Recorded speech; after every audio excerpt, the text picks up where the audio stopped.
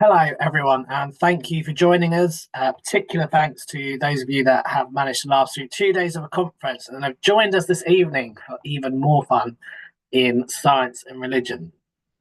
So, a formal welcome to the Science and Religion Forum's annual Gowland lecture. The forum had its inception in a series of discussions involving scientists, theologians, and clergy, which took place in Oxford in the early 1970s. And the key figure in the early discussions was Arthur Peacocke, who went on to become the forum's first chairman and later a vice president and then president. Today, SRF exists to promote discussion between scientific understanding and religious thought on issues at the interface of science and religion. And membership is open to people of any religion or none. During 2024, in Peacocke's centenary year, we've been reflecting on key issues that were central to his work, including emergence, divine action, and over the last 24 hours, panentheism, and thinking about whether they are still relevant and the current discussions around these topics. In 2025, the forum will celebrate its 50th anniversary, and we'd invite you to submit papers for consideration as we take a broad look at the ongoing points of connection and dissonance between science and religion. This includes questions on the interaction of Indigenous knowledge with science and technology, the role of religion in tackling global issues such as sustainability, and how questions of science and religion are addressed in education, amongst many other topics, looking sort of backwards and forwards at the relationship. We welcome papers that engage critically with established historic positions, as well as those that look forward to the upcoming opportunities and challenges. We want you to help us reimagine the science and religion landscape in 2025. So do join us either at the conference, if you've seen the rolling slides, the conference bookings are now open, or present a paper. If you haven't seen the link on the slides before you started, go to srforum.org to find out more. But before we progress too much into thinking about 2025, let us turn to tonight's lecture. The Gowland Public Lectures have their origins before the existence of the Science and Religion Forum in the Christ and the Cosmos initiative, which was founded by the Reverend Bill Gowland, a former chairman of the Methodist Conference. And when this organisation merged with SRF in 2003, the lectures continued at our conferences ever since, where they have always been warmly welcomed, and tonight is no exception. We welcome Joanna Leidenhag from the University of Leeds with Mariusz Tabaczek from the Thomistic Institute at the Pontifical University of St. Thomas Aquinas in Rome, to provide us with a critical conversation on the place of panentheism in Christian theology. And we hope that it will promote a lively debate amongst those of you in attendance. Dr. Joanna Leidenhag is Associate Professor in Theology and Philosophy and a Christian theologian interested in interdisciplinary engagement with analytic philosophy and with the natural and psychological sciences.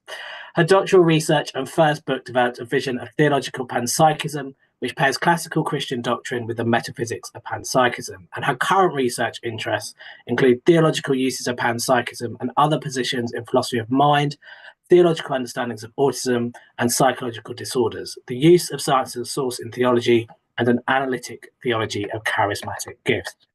Mariusz is a Polish Dominican theologian and philosopher, and he currently works as a professor, vice dean of theology and researcher at St. Thomas Aquinas University, and he's also a lecturer in Krakow in Poland.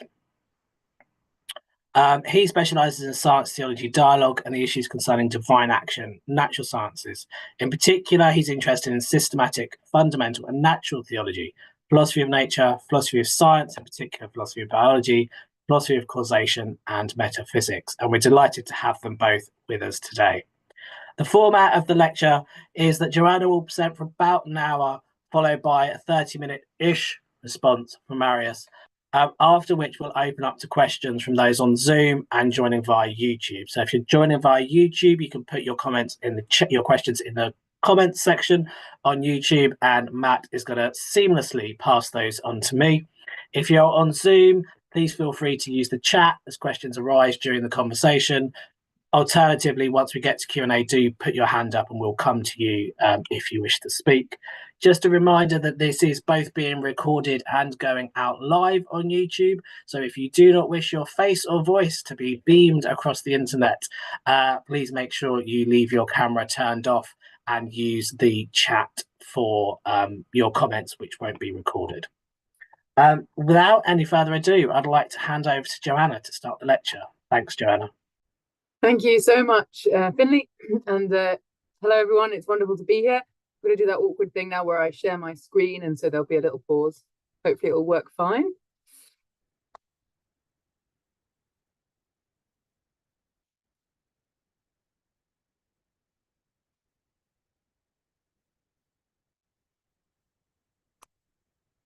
Finley, could you confirm for me that's working okay? That is working. Perfect. Great. So hello, everyone. I know none of you knew the title of my lecture beforehand. I just on panentheism as invited. And then I was going to call it panentheism and panpsychism and thought this is not very audience friendly. No one really knows the meaning of those terms. So my title today is The Body of God. That refers to the panentheism part of the lecture, and the minds of creation. That refers to the panpsychism part of the lecture. So the structure of our time together today will be as follows. So first of all, I'll look a little bit at this concept of panentheism in a very general way, as before moving on to look more specifically at how Arthur Peacocke developed his panentheism and the role that he saw it have in science and religion. We'll then turn to an alternative kind of vision of metaphysics and the relationship between science and or between physics and metaphysics in particular, by looking at seeing what we can learn from the 17th century thinker Gottfried von Leibniz, who in many ways develops a very similar vision to Arthur Peacocke, but was not a panentheist. And in that sense, that's one of the main reasons that it's so interesting to compare the two thinkers. And then I'll conclude with, in many ways, what I see to the take-home points to be at the end. So we've got lots to cover, so I'm just going to launch straight in. So first of all, what is panentheism? The term panentheism was coined by German philosopher K.C.F. Krauss in 1828, and he coined this term specifically in a very intercultural, interreligious moment, because he was trying to think of one term that could describe what he saw as the similarities in both Western thinkers, particularly of the Platonist tradition, like Plotinus, and Indian texts that he was reading at the time, such as the Upanishads and the Bhagavad Gita. And so a paradigmatic panentheist, for example, who we will briefly come back to towards the end of this lecture, is the 12th century philosopher Ramanujan. That was one of the people that Krauss had in mind. And one of the reasons that we're going to come back to Ramanujan is he also develops a very similar theory about embodiment and mind, and which he then applies to God, as we find 500 years later in Leibniz. So panentheism, in brief, is meant to be a middle position between classical theism and pantheism. This is the common claim. You can find lots of different versions of how to explain these three theories, their relationship to one another, the differences between them, and following a number of other people, you can do this with kind of simple circles, as I have here. So we have classical theism. Sometimes these circles are totally separate. I don't think that's quite right. So we at least need to say that they're touching, that there's interaction between God, who's represented by the yellow circle, and the world, who's here represented by the blue circle.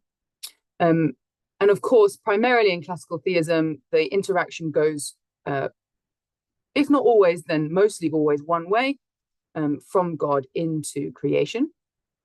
And then on the other side, we have pantheism. So we've only got one circle here, but it's green because the blue and the yellow have been overlaid and merged. And I think it's particularly appropriate that it becomes green because the view of God and of the world is changed by this overlaying of the two. Right? The nature is seen as seen in a religious light, seen as spiritual, in a way that is different to perhaps if you're not a pantheist. And similarly, God is, because God is identified with the world entirely, you have a very different understanding of God to other forms of theism. And panentheism, the one in the middle, the one that we're interested in today, is defined as the world being inside God, right? Everything pan, en, in theism, in God, everything in God. And so a common little drawing for this is to have the blue circle inside the yellow circle. However, I actually don't think these are the standard ways, the standard kind of little diagrams that you get. And I've definitely used them in teaching in the past, but when I was preparing this lecture, I wasn't quite happy with this display. So I've actually changed it a bit because I think this might be a better representation of these three theories. So the pantheism one hasn't changed. The classical theism one now looks very much like what was previously the panentheism one. And that's because I don't think that on a classical theist model, there's kind of more, there's like, there's more outside, that there's something other than God. Everything is still in God. There's not like extra space. But there is a hard line still around the world, right? There is this outline, I don't know how well you can see it, but a black line around the world to suggest still strong ontological distinction between God and the world. Whereas now I've changed the panentheism diagram so that there's more of a blurred line. There's no harsh distinction. There's still, you can see the green and you can see the yellow, but there's much more blurring between the two because I think that actually on a panentheistic view, our view of God does change. But most panentheistic views will have a God who is passible, who can be affected by the world, who's mutable, who changes. And while some forms of Christian theism embrace those attributes of God, they are much more associated now with the distinctly panentheistic view of God. But all of this is also to say that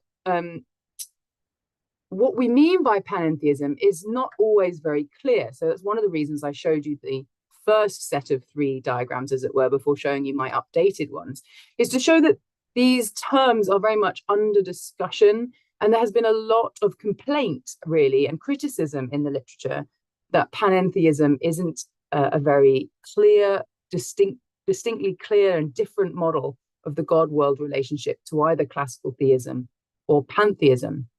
Lots of people have complained that it's very hard to pinpoint a middle ground here, as panentheists claim there's a middle ground, but perhaps not. And I think one of the problems here arises from quite how popular panentheism has been. That's one thing we can definitely say about panentheism is, in a sense, over the last 20, 30, maybe 40 years, everyone's been wanting to be a panentheist. And in some ways, some of that will be owed to the efforts of Arthur Peacocke, although lots of other people have been championing it as well.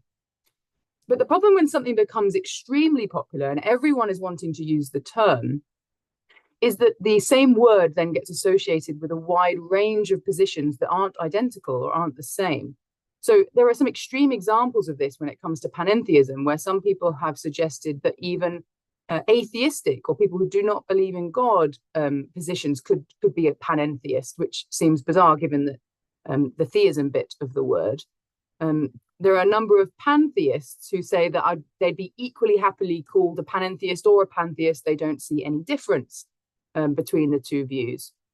And when you look at something like the widely read History of Panentheism provided by John Cooper, you find paradigmatic classical theists like Thomas Aquinas in there, who he argues was a panentheist. And so lots of confusion has been generated, I think, by the sheer popularity of this term, in addition to the difficulty of finding a middle ground between pantheism and classical theism. And so this might lead us to ask, what kind of thing is panentheism? Is it a model of God, model of the God-world relationship, like a scientific model? Is it merely a new emphasis, a kind of way of saying, okay, classical theists, we're the same, but don't forget to emphasize immanence or God's omnipresence? Or more critically, is panentheism a mirage, not really a distinct position, just a kind of indecisive flip-flopping between pantheism and classical theism? I think that when I was preparing this lecture and rediscovering some of Arthur Peacocke's work on panentheism, that it was actually a little clearer than I had imagined or remembered. And so it's to his particular articulation of panentheism and its role in science and religion that we will now turn. So Arthur Peacocke, as I'm sure many of you here will know, was born in 1924, and he was a biochemist and ordained priest, working for most of his life in Oxford. Incidentally, he's also born in Watford, which happens to be where I am today. Not where I am normally, but just today, but that's a nice coincidence. And he died in October 2006. So Arthur Peacocke was one of the main proponents of panentheism, and of course, one of the leaders of the field of science and religion. So in this section, we're primarily interested in what was his view of panentheism and how did he connect it to science. So in an essay in one of his final books, All That Is, Arthur Peacocke opens the chapter on panentheism with the sentence, the scientific picture of the world requires a perspective on God's relation to all natural events, and he continues, entities, structures, and processes, according to which they are continuously being given existence by God, who thereby expresses in and through them God's own inherent rationality. And I've only put the first part of this quote on your screens because what I want to emphasize here is that although panentheism is a theological and philosophical claim, to Arthur Peacocke, it was a claim that he felt was necessary on the basis of the scientific picture of the world. He thought that the scientific picture of the world requires a theology. It requires us. It needs a theology to undergird it. And I think that's a more radical claim than I had remembered Arthur Peacocke giving. And he thought the best theological picture that can undergird the sciences was panentheism. And in that same essay, he gives, I think, a really helpful metaphor for panentheism, which is actually taken very surprisingly from St. Augustine. Now, I don't think St. Augustine was a panentheist, but I appreciate that Peacocke was trying to ground his view in the history of the Christian tradition. And I can see why he was attracted to this particular metaphor. So we're going to look at that now. It is a metaphor of a sponge in the ocean. So here is a quote that comes from St. Augustine's Confessions. It's quoted by Arthur Peacocke to try and describe how he understands the relationship between God and the world and the way in which the world is in God. So I'll read it for you. So Augustine is thinking, and he is thinking about, he's trying to picture all of creation. So you'll get most of, but not all of the quote come up on the screen.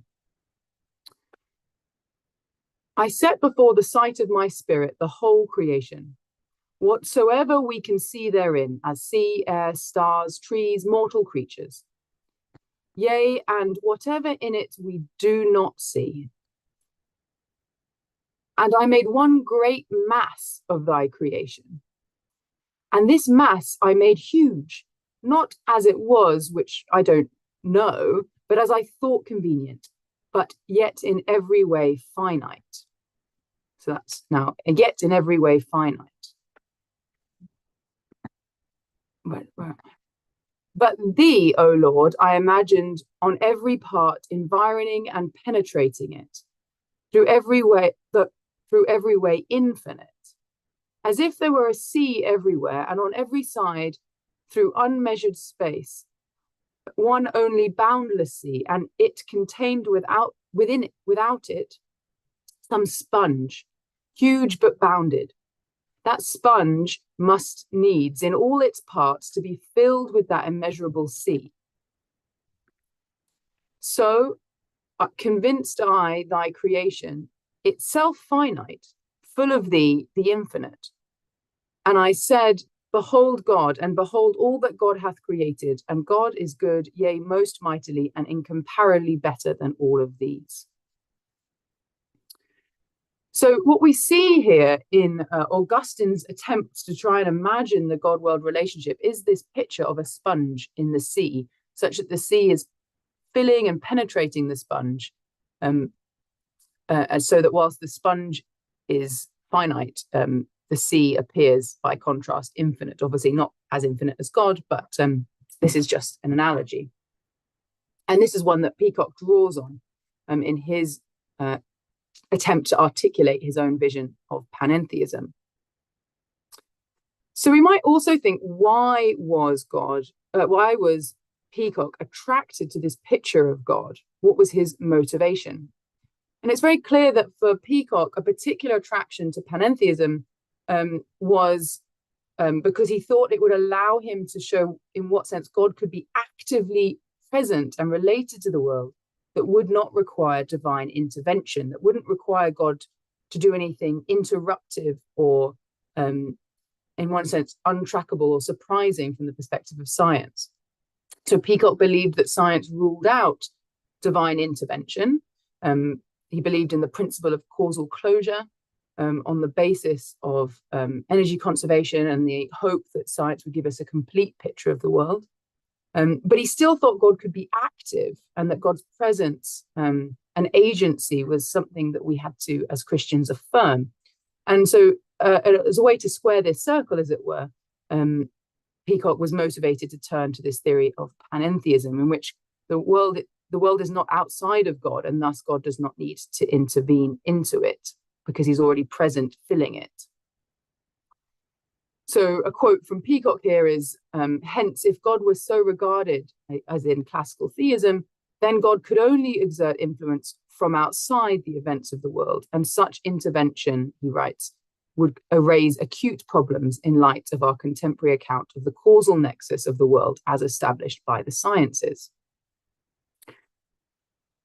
So the key point here is that when panentheists say that the world is in God, or they say that classical theists believe that God is outside of the world, these metaphors of in and out are ways of expressing divine action. They're not really about spatial location. They're about whether or not God needs to act in an interventionist or interruptive way within the causal nexus of the natural order. And we see this quite clearly, and the way that this generates the second famous panentheistic metaphor in the following quote. So Peacocke writes, God is internally present to all natural entities, structures, and processes. So that's the God in the world kind of metaphor, in a way that can be regarded as analogous to the way persons are present and act in our bodies. So you, in one sense, you are your body and you're inside your body and you act through your body directly. You don't have to kind of intervene into the processes of your body. You're much more closely related to your body than that. And so this generates the famous second way of expressing panentheism, namely that the world is the body of God. And I think we can take these two, it's helpful to take these two slogans, as they've sometimes been called, of panentheism, that the world is in God and the world is the body of God, together to try and understand what it is panentheists are, what account they're trying to give. And I think in particularly of interest in the science and religion debate is this would mean that if panentheism is true, then it would mean that what the sciences are doing insofar as they make true and accurate discoveries about the world is that they are making true and active discoveries or descriptions about God's body. And in that sense, there's justification on panentheism to read up, as it were, some of the discoveries that we make into a kind of theological register in a way that probably isn't quite the case in a standard classical theistic model of the God-world relationship. That said, we should be clear that there are some ways in which Peacocke argued that our bodies are not like God's body. So there's a bit of disanalogy too between what it means for me to be embodied and what it might mean for God to be embodied. So for example, Peacocke argues that God is the creator, but obviously I didn't create my body. So that's a disanalogy. And he also points out that I don't know everything that goes on in my body. just intuitively. I can't introspect my cholesterol, for example. I might take a test to find that out, but I don't know it immediately and internally, whereas he thought that God does know everything that happens and has happened in the past in the natural world. So there are some differences between God's embodiment and human embodiment.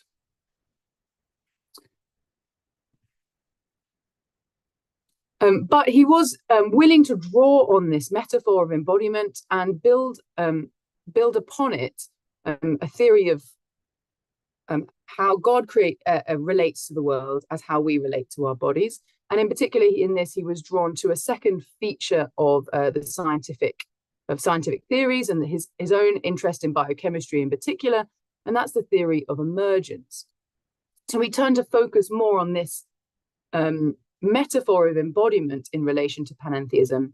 We can see different options, right? Because how I relate to my body is now going to suddenly become much more important for how we view God's relationship with the world. And so different theories in philosophy of mind start to play a more central role than anything I've said so far. So in Peacocke's view, the mind or consciousness of the human person is related to their body through the theory of emergence. Now, emergence applies to many different areas of science. People have used it all over the place, but the paradigmatic kind of place and where a lot of the ideas come from is philosophy of mind. But in general, emergence means is the claim that new whole-level properties and sometimes causal powers emerge or arise out of the organizational complexity of the parts. So an emergence view of the world, nature exists as across different levels or layers, and these levels or layers have whole part relationships. So atoms make up molecules or elements, and elements and molecules make up bodies, and bodies make up societies, and societies make up a kind of global planet, I suppose you could say. So we have these different whole part levels, and these correspond, broadly speaking, to different scientific fields, moving from physics up through chemistry, biology, sociology, and perhaps theology at the top. A key important thing for an emergence view of the world is that you can't reduce one level to the other going downwards. So you can't explain everything there is to know. You can't predict everything there is going to happen in the natural world if you just get your physics right. So this is a non-reductionist theory of the world where genuinely new and, in that sense, unpredictable or unanticipated aspects of the world arise and cannot be reduced down to the parts.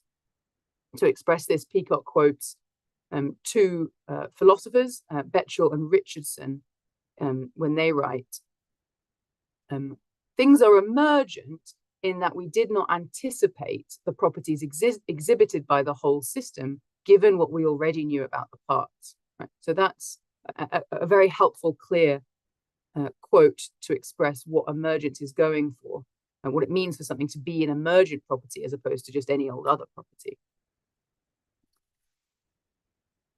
So Peacocke applies this then to his panentheism when he writes that our consciousness is a primary candidate for consideration as a new emergent reality with a causal efficiency upon its components.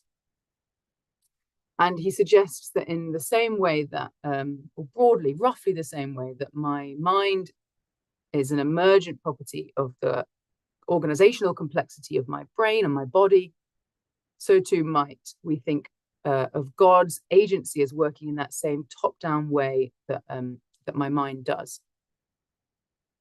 But then this raises a question of whether emergence-based panentheism distorts our picture of God. Is making God an emergent reality on this in this way do anything weird to our view of God? And I think it does. So if you base your panentheism on emergence, I think you inescapably run into the problem that God cannot create the world because God becomes dependent upon the parts, right? And that's not at all what Peacocke wanted to say. He affirmed God as creator, But I think if you draw too heavily on emergence theory, you back yourself into this corner of making God, the emergent reality, come kind of second, because emergent properties come second. They arise out of already existing things, more simple things, but still already existing things. And this is, I think Peacocke in particular has a danger here, not just because he's combining emergence with panentheism, but also because he used emergence theory to explain his view of Jesus, and in particular, Jesus's divinity, seen as an emergent product of human evolution, as the kind of pinnacle of human evolution, a new emergent level of what it means to be human. But in this way, Jesus's divinity would then, in some sense, come second to his humanity, or to humanity at large. And if that's read up onto God as creator, you run into all sorts of inconsistencies. So again, Peacocke didn't take those steps exactly, but his way of using emergence theory, both in relation to his panentheism and in relation to his Christology, I think creates these problems. So what could we say instead? If a panentheist isn't going to adopt emergence theory like Arthur Peacocke did, and others in the science and religion world have done, what alternative can be offered to us? And this is where I'm going to turn to the more constructive part of my paper and to my own work, which has used a different view called Panpsychism. And I don't think this is just relevant because it's something I've worked on, and so I'm just throwing two kind of unrelated ideas together and seeing what happened. Actually, Panpsychism and panentheism have been related by lots of figures, not least by Krauss, the man who came up with the term panentheism. He combined it with a panpsychist view of the world, and many other thinkers, indeed even those who were highly influential upon Peacocke's own thought, also combined panentheism with panpsychism, people such as William James, Alfred North Whitehead, and Charles Hartshorne of the process tradition. So, what is panpsychism? My preferred definition of panpsychism is that consciousness is a fundamental and ubiquitous feature of reality. So let's unpack that a little bit. So to say that consciousness is fundamental is to say that subjectivity, or the ability to experience something, can't be reduced to physical parts, and nor does it emerge out of physical parts. In no way could consciousness be wholly explained by non-experiential things, stuff, matter, what we normally think of as dead matter. So to say that consciousness is fundamental is to say that it cannot be reduced to nor emerge out of things that are non-conscious entirely. There has to be some ingredients already there. Consciousness has to be built in from the beginning. And as a result, panpsychists are compelled to say that consciousness is ubiquitous. So it's built into reality, and there from the beginning, it's quite hard to say it would be built in some places and not others. And panpsychists tend to be monists, thinking that everything is just one kind of stuff. So as a result, panpsychists say that consciousness is not only fundamental, but it is also a ubiquitous feature of reality. As a result, panpsychists claim that consciousness is not limited to human beings, not even limited to animals or even plants or living things, but is found in some small way in everything. There is one type of stuff in the world, and for panpsychists, this is psychophysical stuff. It is, the matter is not just dead, empty molecules, as it were, or atoms, but actually has both mental and material attributes. Panpsychism can be combined with all sorts of other bigger metaphysics. So you could, in theory, be a dualist. Actually, you could be a substance dualist everywhere, and that would be a panpsychist substance dualism. I don't really know anyone that fully endorses that position. Most panpsychists today tend to be dual aspect monists. So there's one type of stuff, but it's got both mental and material features. But if you look in the history of the tradition, panpsychism was also commonly combined with idealism. And that's the type of panpsychism that we'll explore a bit more in a moment when we look more closely at the work of Leibniz. But first, let's think more broadly, what's the relationship between panpsychism and panentheism? And here we can find two options. So some people have argued that the relationship between panpsychism and panentheism is really, really strong. In fact, some people have suggested that they're practically the same view, just cast in the language of mind or the language of God. And we might take a quote from someone like William James, who in A Pluralistic Universe wrote, "On any possible reading of the panpsychic system, the world must be the internal parts of God and not external creations." That was William James arguing for, I think, a very strong connection between panpsychism and panentheism. Others, however, have suggested a much looser connection between the two views. So an example of this, we might look at the 2020 volume, which is called Panentheism and Panpsychism.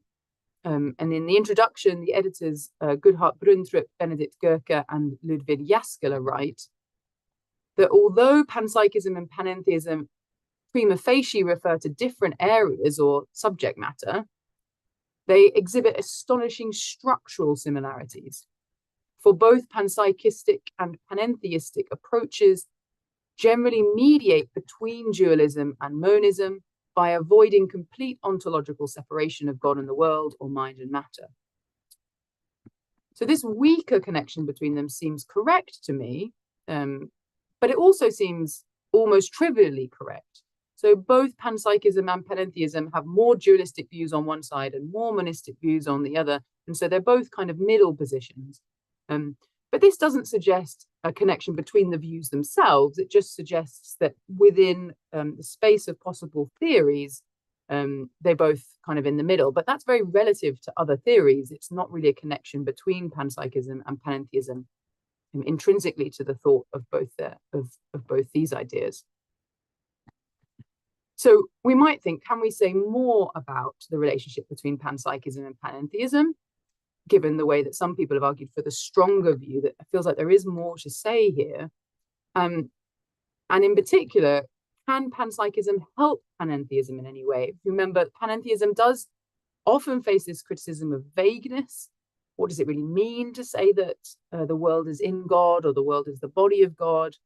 And some figures like Arthur Peacocke turn to emergence to help clarify this and make a stake for a much more distinct view than either pantheism or classical theism. But if we can't adopt emergence because of this problem of God's as the creator, can panpsychism be turned to instead? Can panpsychism help clarify panentheism without generating the same problems that the emergentist faced? That's, in a sense, the question for the rest of our talk. And I think the best way to answer this question is to think, well, what would a panpsychist view of embodiment be?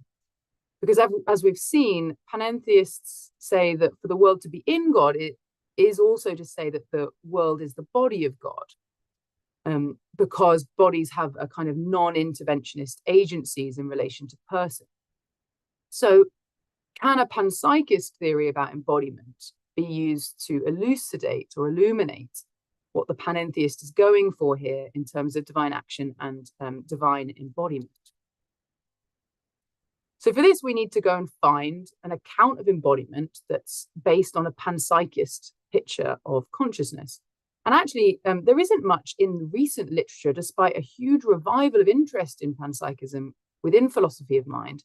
I don't know of any recent attempts to build a theory of embodiment. And so we're going to have to go a bit back further in time, all the way back to the 17th century philosopher, Wilhelm von Leibniz, who I think is the most clear, systematic, and person who wrote the most, because he wrote absolutely masses, philosopher on panpsychism. And in many ways, his thought is still, I think, in the background, influential on panpsychists today. So now we turn to section 3. What can we learn from Leibniz? Now, this is going to take a little bit of unpacking and setup, a little bit of introduction to Leibniz's thought, primarily because it's very distinctive and it's quite unusual, particularly in contrast to 21st century or certainly 20th century thinking. So I'm going to unpack a little bit of what's called his monadology. That's a book he wrote, The Monadology. It's a theory of monads. And you've actually, the picture here is one page of his monadology. I feel sorry for the transcribers and translators of this particular text. But I'm indebted to them because it's been very influential on my own works. So what are monads to Leibniz, and what role do they play in his overall picture, both philosophically and theologically? So monads for Leibniz are simple substances, and they have two abilities, the ability of perception and the ability of appetition. And it's particularly the ability of perception that we're interested in here, because that's the key indicator that that Leibniz is a panpsychist, right? So everything is made out of monads, and those monads experience, they're like tiny minds. They don't have much power, but they do have power of perception.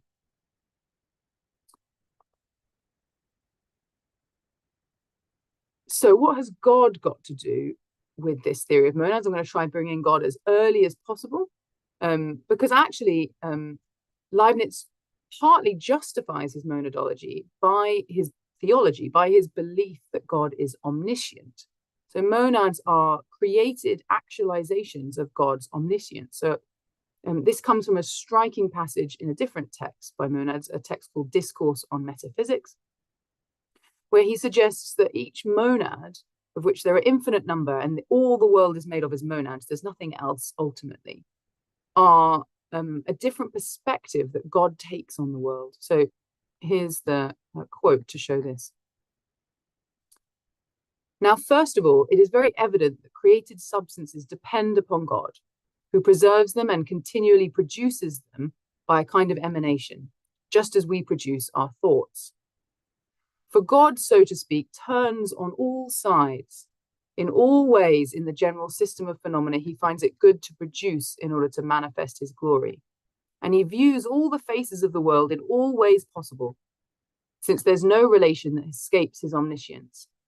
The result of each view of the universe, as seen from a certain position, is a substance which expresses the universe in conformity with God's view, such that God sees it fit to render his thought actual and produce this substance. So the monads are the thoughts of God made actual, the perspectives of God on the world made actual, and as a result, they are everywhere, and they encapsulate everything. They are everything, and they see everything. So what else does Leibniz say about monads? Well, what's going to be particularly important for his theory of embodiment, how he understands humans to be embodied, is the idea that monads are complete unities. A complete unity means that everything that everything the monad perceives is already contained within it. Each monad contains a complete program, kind of pre-programmed, we might think in our modern language, of every action or perception, because really the only thing monads do is perceive. So the only action or perception that will exist in this monad is already built in from the beginning. And as a result of being a complete unity, monads cannot be combined together into whole-part relations, nor can monads be divided. That's why they're simple substances. And as you might imagine, if you can't combine monads, you might think, well, then how do you get to the theory of embodiment? And that is the question we will turn to shortly.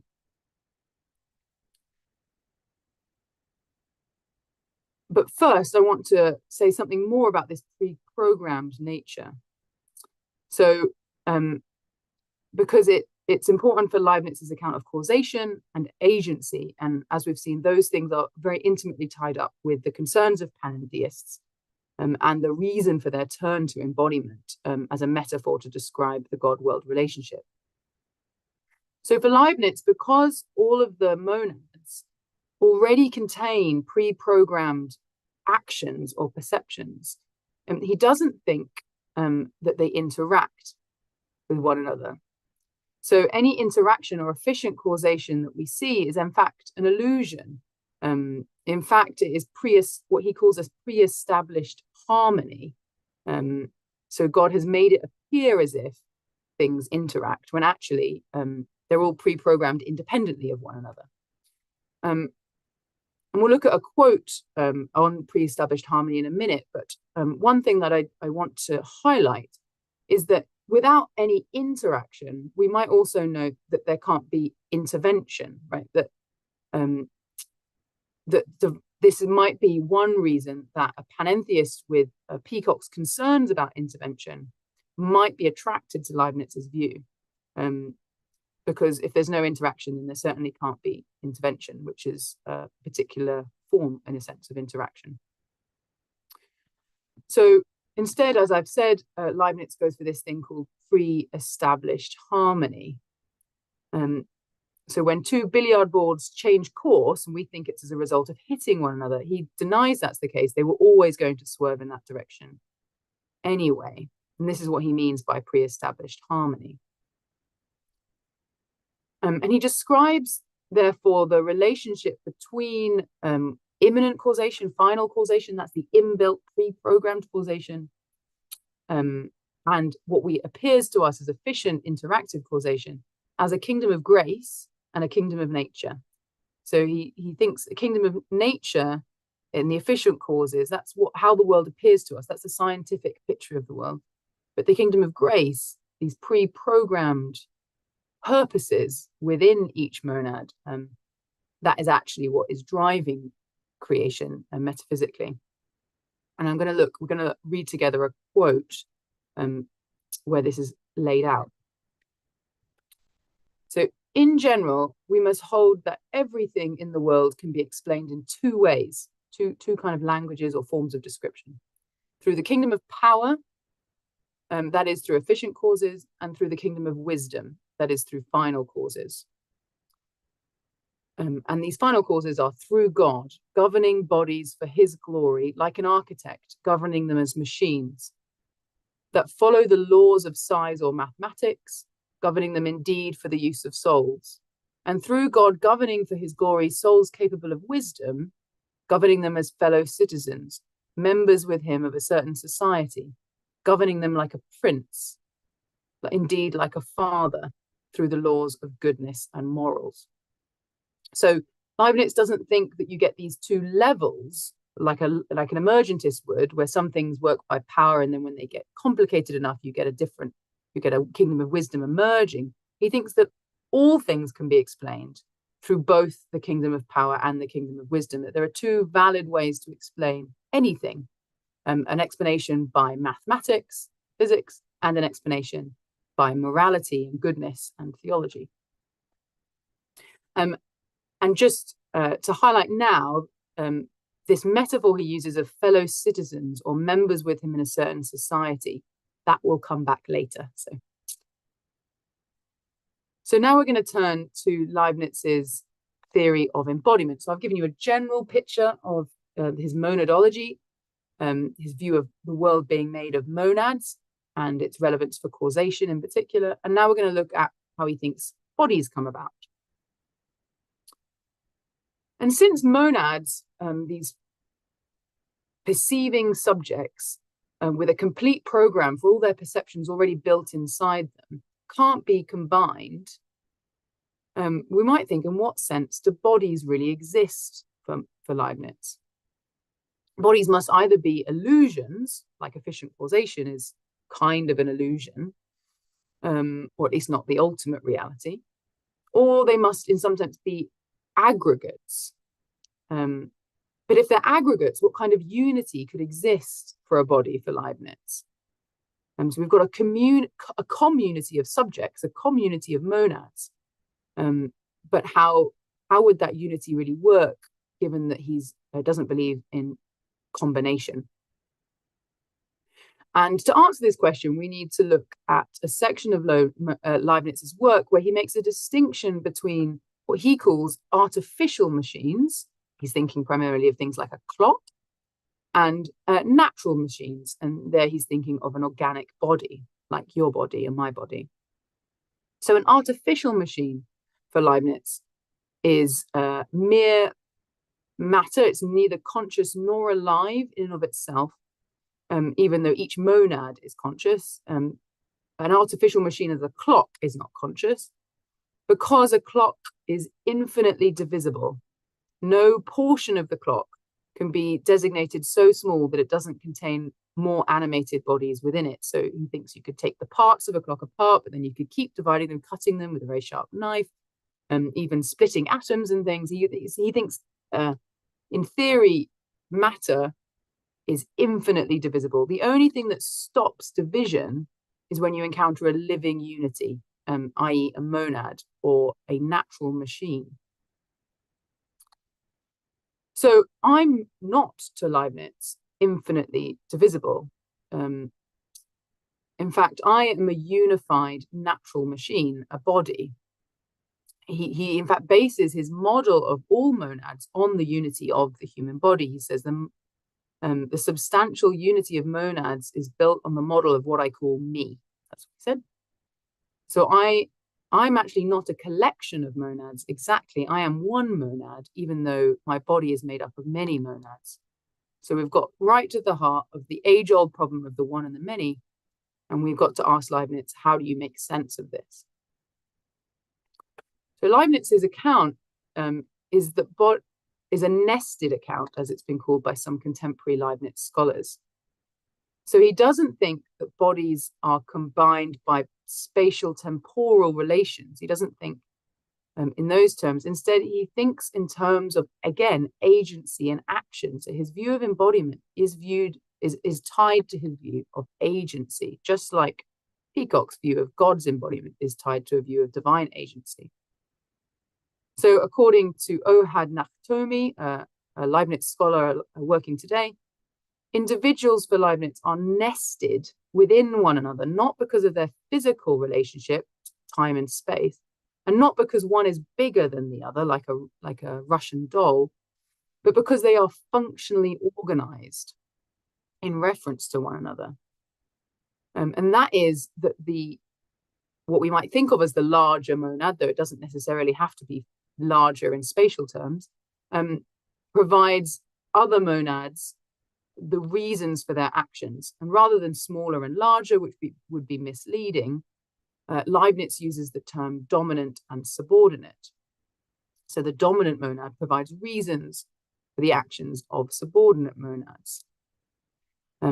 Put another way, the subordinate monads function as a sub-program within the dominant monads program. So they're all pre-programmed to have this nested hierarchical organizational relationship. If that's a bit difficult to follow, you might find this statement of the relationship between dominance and subordination here helpful. This comes from Brandon Look's entry on Leibniz in the Stanford Encyclopedia of Philosophy. It says monad X is dominant over monad Y when X contains within it the reasons for the actions of Y. So for example, let's have two examples here, and I've got livers and trees as my examples. So thus, your mind contains reasons for everything that happens in your body. And your liver contains the reasons for everything that happens in your liver cells. And the liver cells contain the reasons for what happens in your mitochondria. And according to Leibniz, this relationship goes infinitely down through an infinite number of monads nested within one another. If we return back to Nakhtomi's work, he uses the example of a tree. So he writes, for example, an acorn develops into a mature oak through the activation of matter by its soul in accordance with the acorn's final form. In turn, the tree's telos, purpose, can be viewed as a program of action consisting in numerous sub-programs. Thus, all the substructures that make up an oak tree, that is the branches, the leaves, the cells, the subcellular constituents, are organized by a single program and directed towards a single end. At the same time, each constituent is fully organized. So a leaf has its own, kind of sub-organization as well. So yes, he continues, sorry. A leaf is a unit whose function is to produce sugar, which in turn provides the energy for the tree's growth. The leaf itself may be seen as a fully organized unit whose constituents are organized and activated in order to perform their functions. E.g., one of chlorophyll's functions is to provide color, and thereby the leaf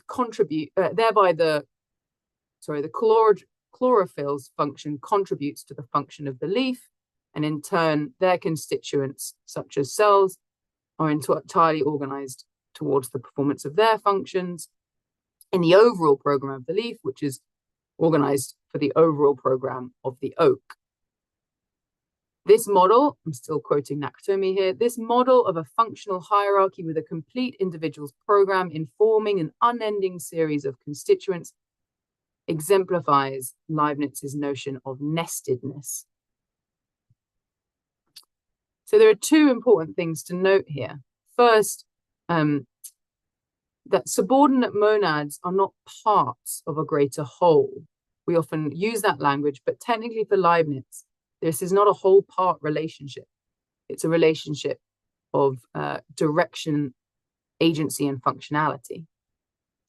Each monad is taken as complete, as simple, as indivisible. It is not a part. It's a functional organizational contribution. And secondly, although Leibniz's panpsychism is atomistic, right? All these monads, we think of them as tiny little balls of light or something. They're organized in a top-down way. So a dominant monad is a top-down explanation and has active priority over the subordinate monads. So before thinking finally about what this might mean for a panentheism, let me summarize if you got a bit lost there in the Leibniz monad stuff. So using Leibniz as our guide, we now have an account whereby for a subject to be embodied is for them to be a dominant monad. That's what it means to be embodied. And we have to remember there's nothing aggressive about domination. It's very hard for us to disentangle this from nasty ideas. But for Leibniz, to dominate other monads is just to provide monads with the reasons for their active programs, like an oak tree does to leaves, such that their functioning is ordered towards the dominant monads flourishing and functioning. And because for Leibniz, all monads dominate other monads, every monad is both a dominant and subordinate monad in a mind-bogglingly infinite universe of monads. There are actually no disembodied monads. So although Leibniz is an idealist, everything is embodied. There are no naked monads, as it were, because all of them are part of this organizational structure of an infinite universe. So the million-dollar question, is God the dominant monad? Because that is what it would mean to be a panentheist on Leibniz's account. To say that God is the dominant monad would be to say that God is at the top of this functional structure, providing the reasons for all of the other monads' active programs. And we actually see almost this exact picture of panentheism in a paradigmatic panentheistic writer, and that is the 12th century Hindu writer Ramanujan. And I think it's the comparison to Ramanujan is so compelling and interesting that it's worth just pausing here to see how this works. So Ramanujan writes the following. I've got a quote because it's quite long for you to read along with me. The relation between the soul and the body is that between existential ground and dependent entity that is incapable of separate existence, between director and thing directed, between director and thing directed, between principle and subordinate. One term is called Atman because it is the substratum, the director and the principle. The other is called body because it is in an inseparably dependent mode, a thing directed and subordinate, such that the relation between the individual soul and its body. And because all conscious and non-conscious entities are modes of a supreme soul, because they are his body, all words for such beings apply in their primary senses to the supreme soul. So we see here in Ramanujan an account of embodiment, just like Leibniz's, where embodiment is based on being a dominant or subordinate kind of thing in an organizational structure. And Ramanuja applies this to God, to the supreme soul, to Brahman, in a way, however, that is not true of Leibniz. So just as the soul provides the body with its reason for existence, according to Ramanujan, we are God's body because God provides us the reason for our existence, which is to glorify and to worship God. It's easy to see the similarities to Leibniz here, but therefore very interesting to note that Leibniz doesn't take this step towards panentheism. So in our very final section, we're going to answer the question, why not panentheism for Leibniz? In a very helpful, but sadly posthumously published paper by the Leibniz scholar Maria Rosa Anatognazza, she considers Leibniz's opposition to monism and by extension to panentheism. To this, she draws on a virtually unknown text, only very recently translated, called On the Science of the Infinite. And Anatognazza shows that despite his eminationist metaphysics and his participatory metaphysics, we saw that earlier when monads were described as thoughts or perspectives that God has on the world in God's omniscience.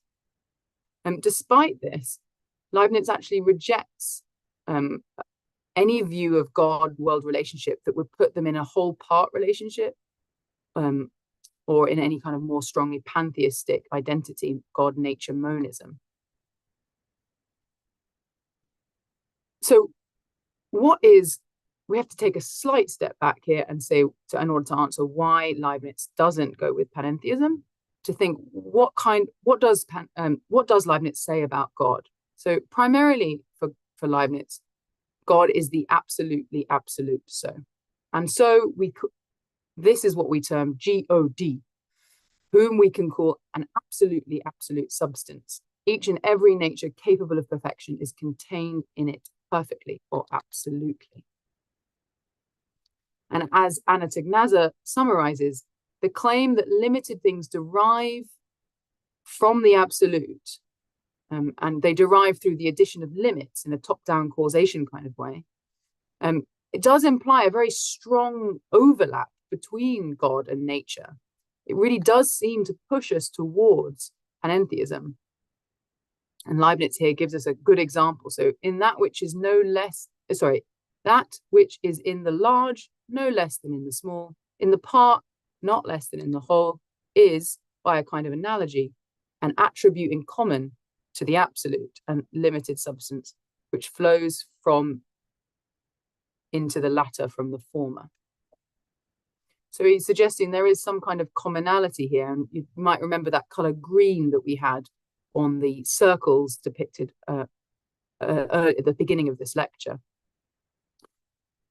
So I'm only making my job harder. I'm showing you all the ways that Leibniz could seem to be driving towards a very panentheistic view. So what is it that he exactly objects to here? Well, Leibniz says that although every goodness of things consists in an immediate participation in the perfect substance, so participating in God, however, things are not parts of God. God is not the whole. The world is not the body of God. Because for Leibniz, wholes are constituted by parts, and therefore wholes depend upon parts. But for Leibniz, it's very important that God does not depend upon the world. So he's worried about the exact problem that I think Peacocke ran into when he brought emergence into the picture, making God secondary to the world in some metaphysical sense. Put another way for Leibniz, the whole, which is made up of parts, cannot truly be the one, which is absolute and unified. So he writes, therefore, that the whole is not one thing, and thus not an infinite substance. God is neither the world nor the soul of the world. Infinite things must be limited in some sense for Leibniz, because they cannot be truly unified. His reasoning here is even more ingenious. He argues that it's impossible that an infinite could be a single number, right? If you think about infinity in maths, it cannot be one number, because then there would always be something else, and then it would not be infinite. Numbers cannot be numbers are infinitely many. There are infinitely many numbers, but there cannot be a single greatest number, which is the number of all numbers. Likewise, monads, which make up everything that exists, can be infinitely many, but there cannot be a single monad that is the monad of monads, which would then be God on a panentheistic picture. So even if there are bodies without end, monads which are bodies for Leibniz without end, as he in fact acknowledges, they do not therefore constitute one immense body under the name world, nor is God thus the world or nature. Leibniz's primary target here is to differentiate his view from Spinoza, but I think the argument equally differentiates his view from panentheists.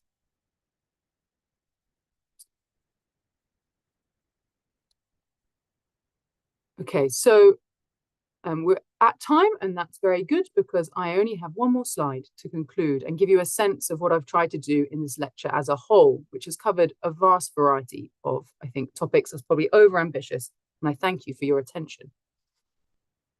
So in this lecture, we've been looking at panentheism and trying to make sense of the claim that the world is in God or the world is a body of God. This is a view of God that was made famous in science and religion primarily by the work of Arthur Peacocke, although he was very influential and other people have also been attracted to it. Peacocke's reasons for going with panentheism, for developing his picture of the God-world relationship in this way, is primarily because he wanted a view of God's action in the world that was non-interventionist, such that God was already in the world and the world was already in God, but he didn't want to be a pantheist. To do this and to clarify the difference between his view and pantheism and classical theism, he strongly relied on a particular view called emergence, taken paradigmatically from philosophy of mind and consciousness, although widespread across different areas of science, including his own biochemistry. However, I suggested that emergence runs into a big problem when combined with panentheism, because it seems to make God dependent upon the world, or in some sense secondary to the world as an emergent phenomenon. So we asked instead, what would happen if we combined panentheism with panpsychism? There was good justification for this because in the history of panentheism, a great deal of very influential panentheists have in fact been panpsychists. So panpsychism is the view that consciousness does not emerge out of matter, but consciousness is fundamental. It's already built into matter from the earliest moments of existence, and as a result, it is also a ubiquitous feature of the world. So in what way does panpsychism help or shape panentheism? To answer this question, we needed to think, what would a panpsychist say about a body, which then could be applied not only to human bodies or tree bodies, but applied up to a divine body?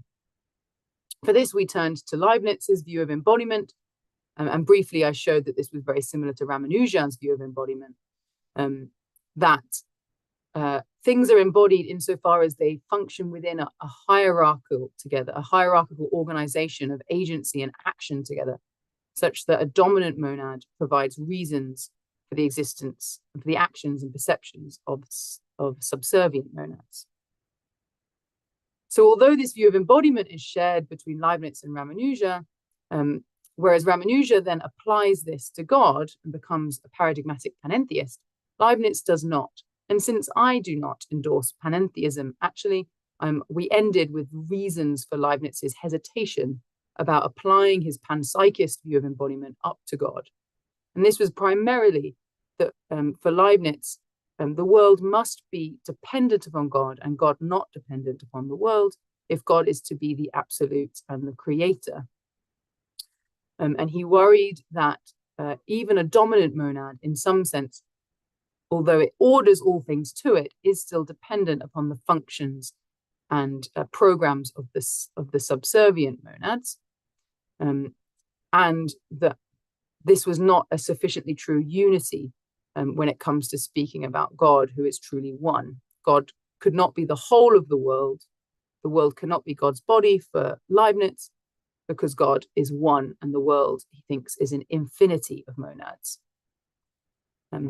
So there's my overview of panentheism, both in the body of God and the many minds of the world, and its relationship to science and religion, emergence, and panpsychism.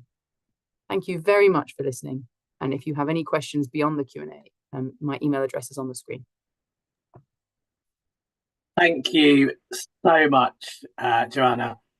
What we're going to do is I'll let you cogitate briefly, and you can start to feed your questions into the comments or the chat, depending on which format you're joining us on.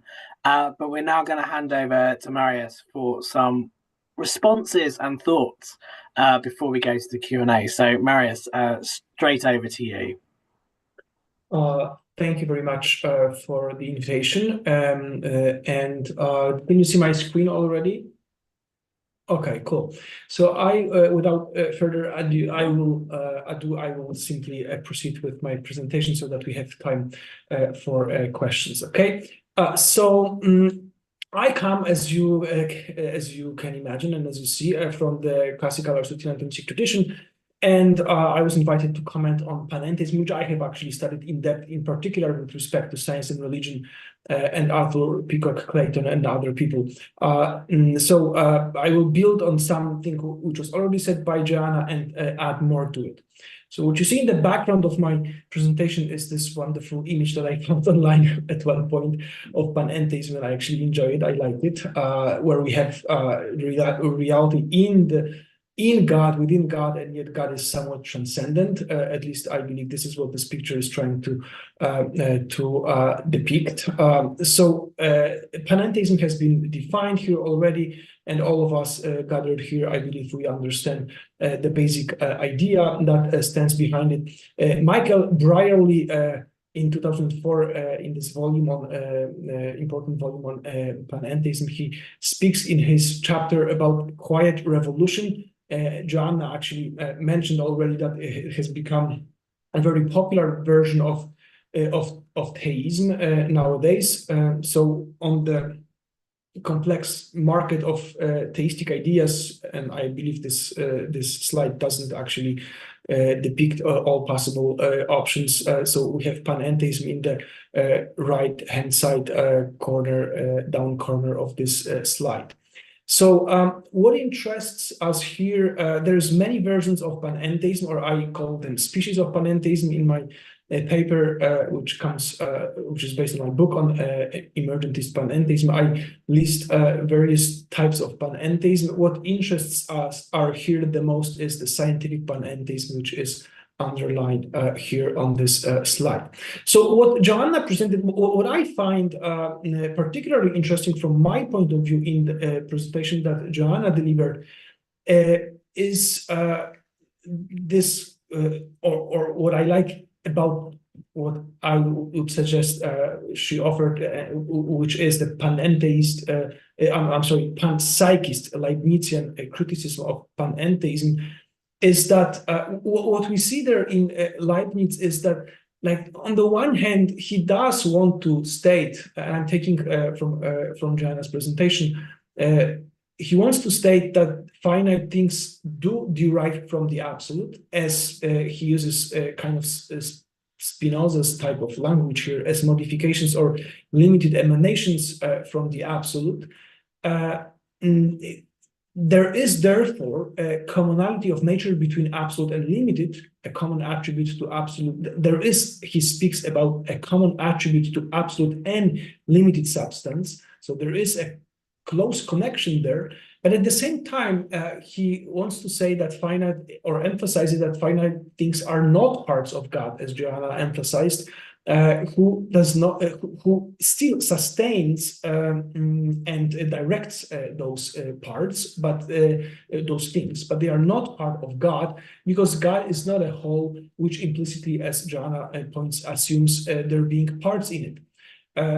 So the claim is that the absolute, by definition, is what is most metaphysically prior and upon which all things depend, and it is purely positive and lacks any limitations, differentiations, or determinations. So I think what the Leibniz does is actually what all of us are trying to do, who are invested in theism and trying to understand God-world relationship. So we are all trying to find a proper balance and expression of divine immanence and transcendence. And within this, or being part of this search, Leibniz, in the time when, as Joanna mentions, panentheistic ideas are circulating and are popular, he does not embrace panentheism or pantheism. And I believe the reason why he does it, which I think can be seen from my gathering of the ideas presented by Joanna, is that he simply thinks that transcendence of God is compromised in panentheism, period. I see this major difficulty that he finds in panentheism. So what I will do here is I will maybe provide several other arguments from the point of classical theology and philosophy and theology that might speak well critically about about panentheism and its proposal, the proposition of panentheism. And I will do that with respect to emergentist panentheism that is proposed by Peacocke, but also Clayton. So I basically agree with most of what Joanna said about Peacocke, but not with everything. So I think that what really motivates Peacocke is the notion of divine action, and she actually mentioned it, and I agree here with what Joanna says. He wants to find this model of divine action where no direct interventions, miraculous interventions are required. And so we are probably familiar with all those statements, major statements that he makes with respect to divine action, where he says that God could affect holistically the state of the world and can be regarded at least, the world which can be regarded at least metaphorically speaking as the part of God. Or he says God, and then he says as a consequence of this, God would be then regarded as exerting a continuous holistic constraint on the world as a whole, in a way that our bodies implement our intentions. So in response to Andrew Jackson's question yesterday, I definitely believe that what motivates Peacocke is the search for ontological interface between God and the universe. So he is less of this type of emanationist panentheist, I think. And he says that this interface is the totality of the universe, all that is, and what passes through this interface or causal joint for Peacocke, he says, may perhaps be conceived as something like a flow of information without any change in matter and energy, and without any physical observable forces. And he adds that this may happen without abrogating any of the laws, regularities which apply to the levels of world's constituents. So where I slightly disagree with Joanna, I don't think Peacocke buys into and his version of panentheism leads in one way or the other to like Samuel Alexander's type of emergentist panentheism, where God is an emergent reality. I think where Peacocke really uses emergence theory is with respect to this emphasis on the irreducibility of downward causation, which he wants to see as this causation of God on the totality of the universe. So God is that he tries to save the transcendent notion of God who is not emerging from reality, who rather embraces reality within his substance. And as this downward causation, he acts on everything that happens in the universe. I think this is how I read Peacocke, at least. Now, Peacocke is aware that what he does here, when he says those things about divine action, it comes not at the price, because it comes with, rather, a bolder statement, on the ontology as such of the reality of God and the universe. He knows that he cannot have this notion of divine action without like a broader ontology, and he does have clearly stated ontological views, where he embraces emergentist monism, where he claims all entities are constituted of fundamental physical entities. Now, this is a very bold and controversial metaphysics in some ways, especially, I think, with respect to theology, because the question of the status of mental, spiritual, and immaterial reality is a difficult one if you want to be an emergentist monist. And I'm not sure whether Peacocke actually works those things out in his ontology. And with respect to God, it is an important part of, obviously, ontological picture of the reality. He says God can be conceived as the circumambient reality enclosing all existing reality structures and processes and operating in and through all while being more than all. So this is his understanding of God's ontology. All that is not God has its existence within God's operation and being. The infinity of God includes all other finite entities, structures, and processes. God's infinity comprehends and incorporates all things. So that leads him to conclude that the processes are not themselves God, but the action of God as creator. Now, having said this, that God is conceived as the circumambient reality and everything is in God, which is crucial for panentheism, Peacocke leads his argument to a logical conclusion where he states that if this is the case, then we have to agree that God is acting from inside and not from the outside, and he needs to allow his inherent omnipotence, omniscience, and be modified, restricted, and curtailed by the very open-endedness that we observe in creation. So I believe you are all aware that he takes on board the claim concerning limitation of all omni-attributes stated in classical theology. So divine omnipotence, God so made the world that there are certain areas over which he has chosen not to have power. Analogically, with respect to divine omnipotence, there are certain systems whose future states cannot be known even to him, since they are in principle not knowable. And that also leads to embracing divine kenosis in a particular version of it, where God is seen as vulnerable and self-amplifying God who suffers in and with under the creative process of the world. It sounds like very much so like a process type of panentheism, which Peacocke does not buy into. He explicitly says that. But still, I think here he gets close to it. And then there is also this temporal aspects of God's nature. So he thinks that it needs to be introduced into being of God. And then he has this analogy, which Joanna already mentioned, and he distances himself from process theism. He thinks he can develop this metaphysics and theology without buying into any major philosophical system. To what extent it is possible, I think, remains an open question. Now, Joanna, so this is his view, which I think departs from the notion of divine action and then develops into ontology of God and the universe. And then the consequence of this ontology would be the limitation of divine omni-attributes. Now, as Joanna mentioned already, the difficulty with panentheism, of which I don't think Peacocke is really aware of, at least from what I have read in his writings on panentheism, but I also believe that it also comes later on towards the end of his life, a critical evaluation of panentheism, which he simply readily and happily takes on board. We have this critical evaluation of panentheism where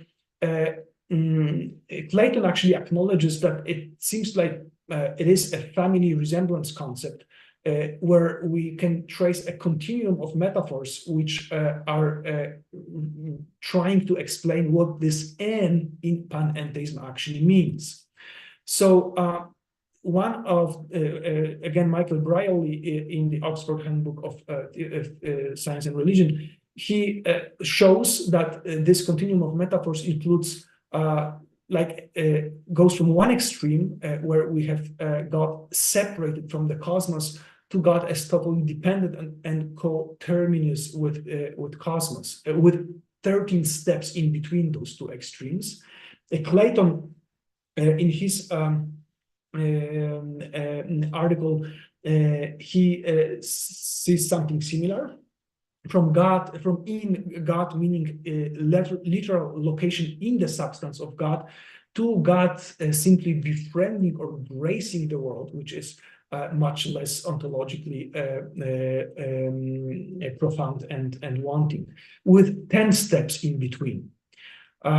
So there is a lack of clarity, and I'm not sure whether Peacocke clarifies his truly his understanding of in or N in panentheism. He says that, or he refers to ontological relation between God and the universe, so that the world is conceived as within the being of God, nevertheless with its own distinct ontology.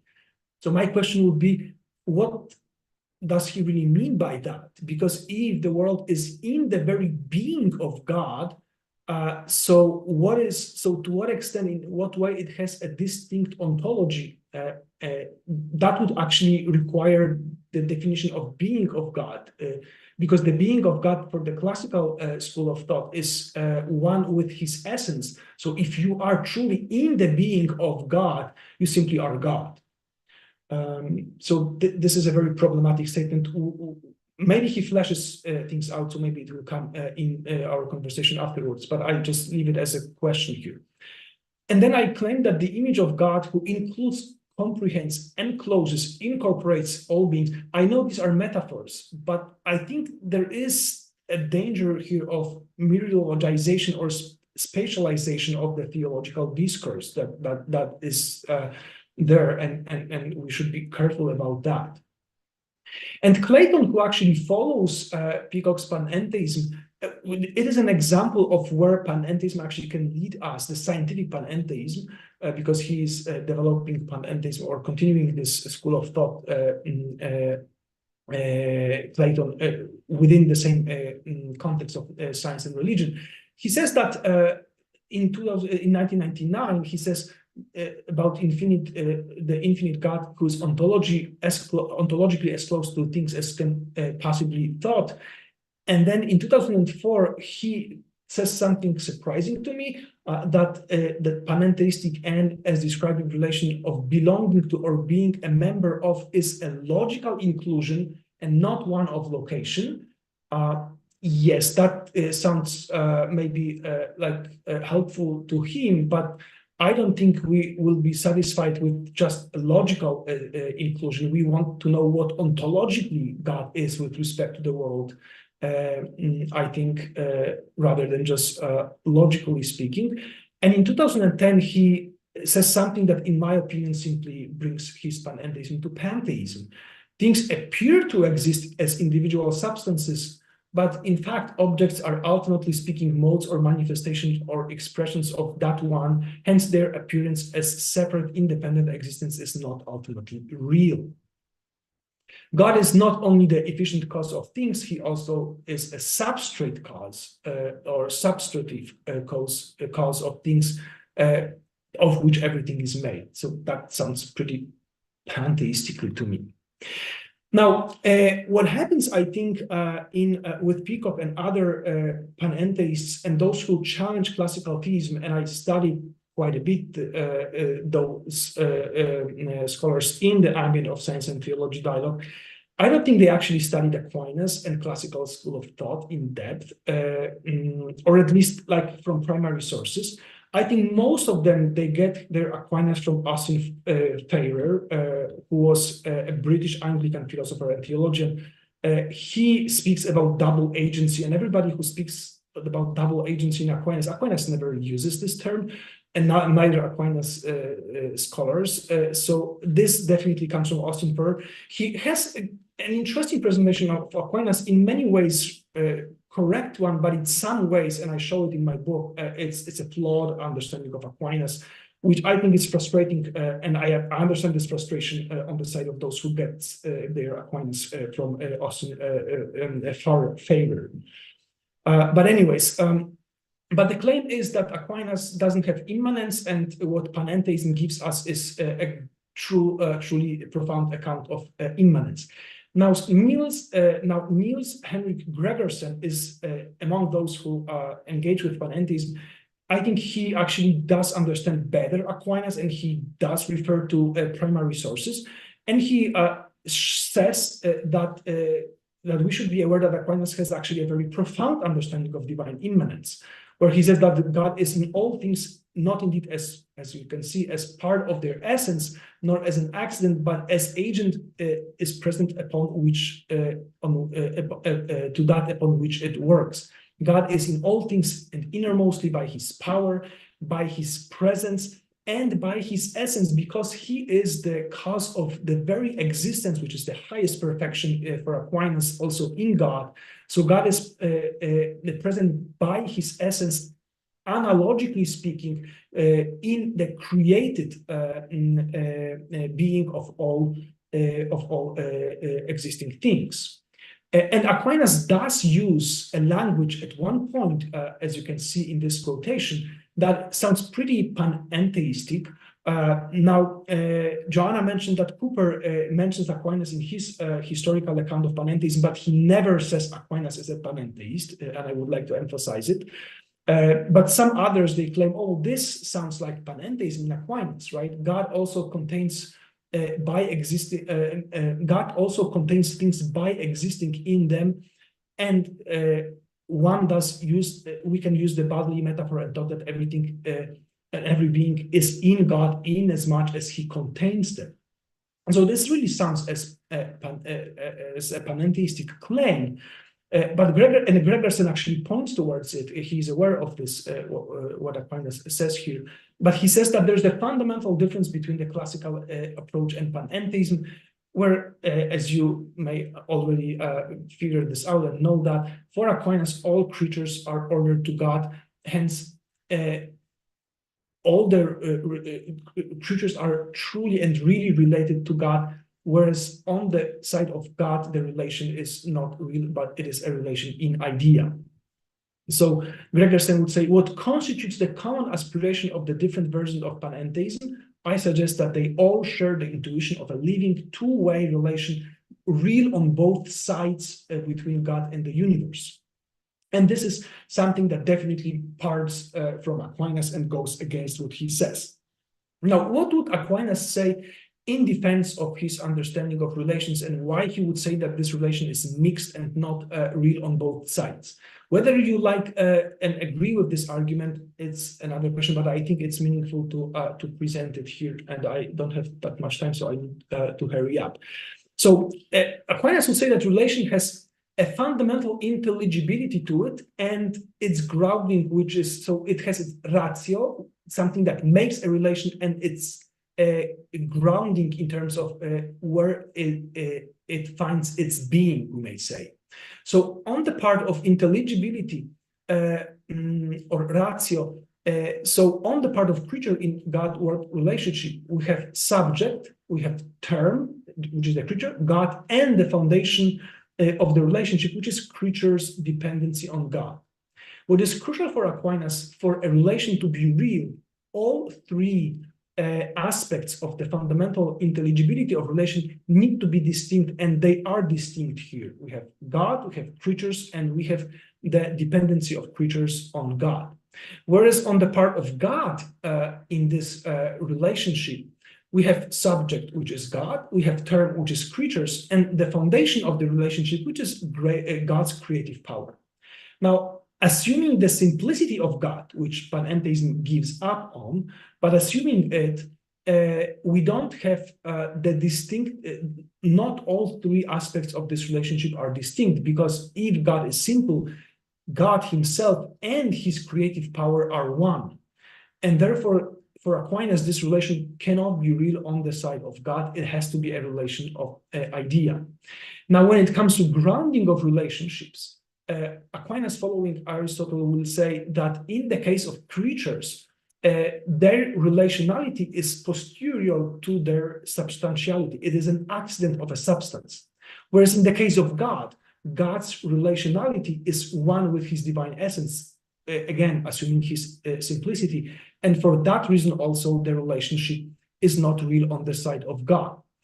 Therefore, the relations within the Trinity are real, but God's relation to creatures is of reason, yet not accidental, but it is a relationship of reason.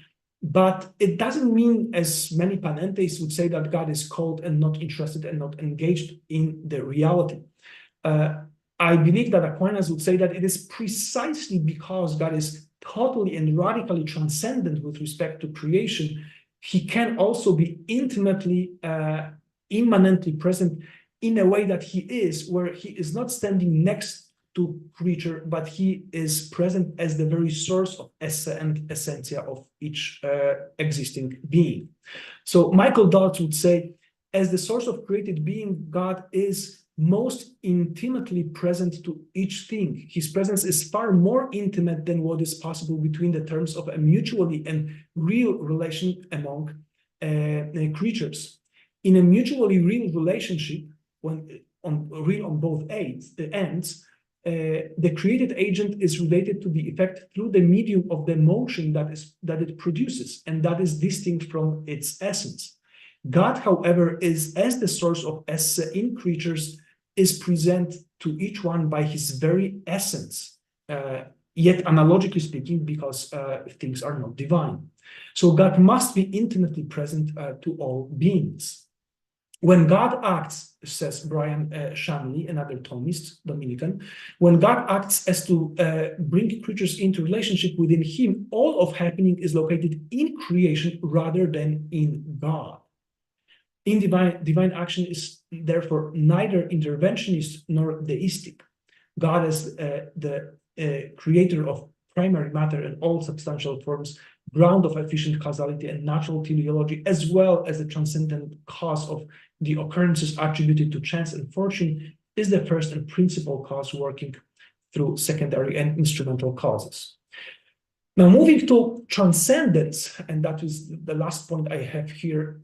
So the classical approach would say that God, ontologically speaking, is entirely distinct and utterly different from all created entities. So although immanently present, as I emphasized, in his creation, in the very essence of his divine nature, he must be a transcendent agent, the cause hidden from every man in one way or the other. This is what Aquinas says. Even if it is appropriate to say that God contains things by existing in them, I go back to this passage, which sounds panentheistically in Aquinas, and that all things are in God as much as he contains them. Neither God can be a part of the universe, nor the universe can be a part of God. God cannot be a physical or even a metaphysical part of the universe, nor a universe can be a proper part of God in terms of its material or metaphysical aspects. God is independent and cannot be affected or changed in his essence and all of his attributes, neither by his divine act of creatio ex nihilo nor by his conservatio of things. Now, Peacocke says something that departs from it considerably, right? So on the one hand, he tries to defend the transcendence of God. He says about the fundamental otherness of God in his own inscrutable, unsurpassable, and ultimately incomprehensible being.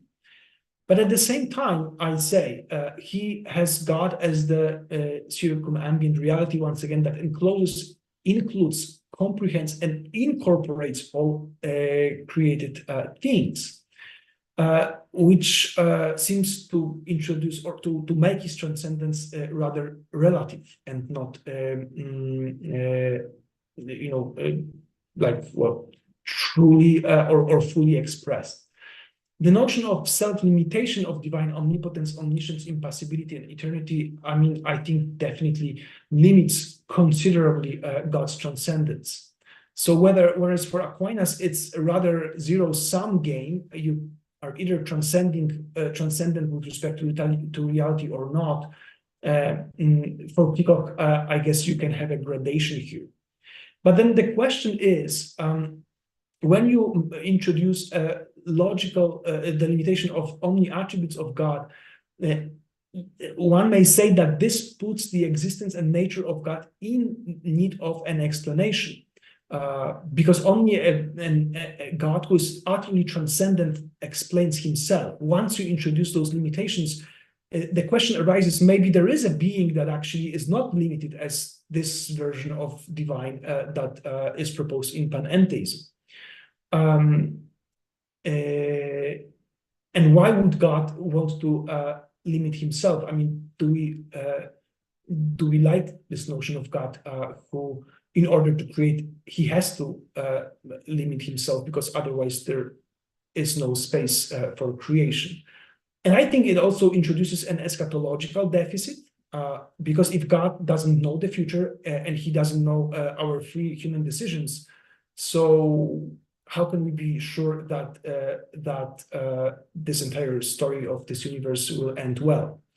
So is super intelligent and powerful God, yet not utterly and totally intelligent and powerful God, an omniscient God, really a divine still?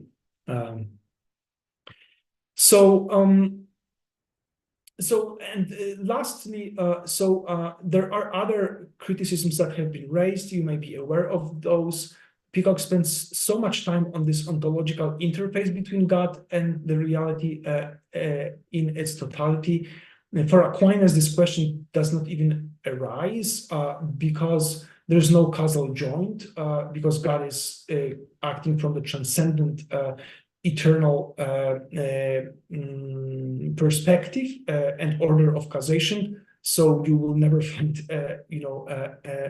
a causal joint between God and the universe.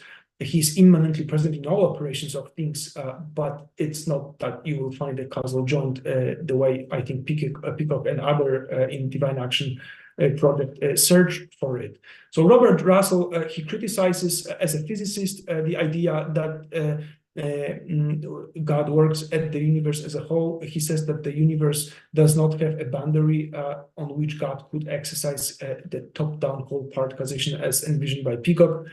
And Peacocke actually acknowledges that his theory of divine action faces the causal joint conundrum still, with everything that he says about that, which is now analyzed as its ultimate level, involving the very nature of the divine being in relation to that of matter and energy.